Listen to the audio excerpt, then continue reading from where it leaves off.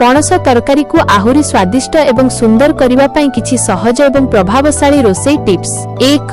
हाथ और छुरी रे तेल लगाइबा। पणस काटिबा पूर्वरु हाथ रे एवं छुरी रे भल भाबरे सोरिष किंबा रिफाइन तेल लगांतु। एहा द्वारा पणसरु बाहरुथिबा अठा हाथ किंबा छुरी रे लागे नाही। 2. पणस को सिझाइबा किंबा भाजिबा। पणस को छोट छोट खंड करी काटिबा परे अल्प हळदी एवं लूण पकाई कुकर रे गोटिए किंबा दुईटी सीटी बजाई सिझाई नियंतु। आपण चाहिले सिझाइबा बदल रे पणस खंडगुडी को तेल रे हालुका नियारे बादामी रंग हेबा पर्यंत भाजी मध्य व्यवहार करि परिबे।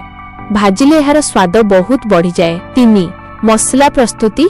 पणस तरकारी रे पियाज अदा रुसुणी एवं टमाटर पेस्ट व्यवहार करंतु। स्वाद को आहुरी बढ़ाइबा पई स्वतंत्र भाबरे जीरा गोलमर्च सुखिला लंका दाचिनी एलाची एवं लवंग को बाटी गरम मसला पाउडर बदल रे मसला रे पकांतु। 4.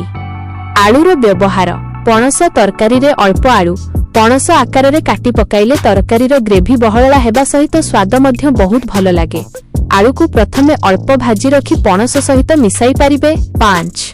ग्रेवी झोल मोटा करिबा पाई पणस तरकारी रो झोल को पतला न रखी टिके मोटा थिक रखिले एहा अधिक स्वादिष्ट लागे।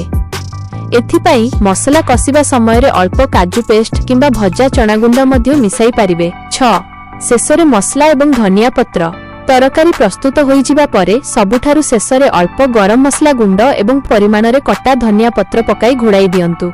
एहा द्वारा तरकारी रो बास्ना एवं स्वाद द्विगुणित होई जाए।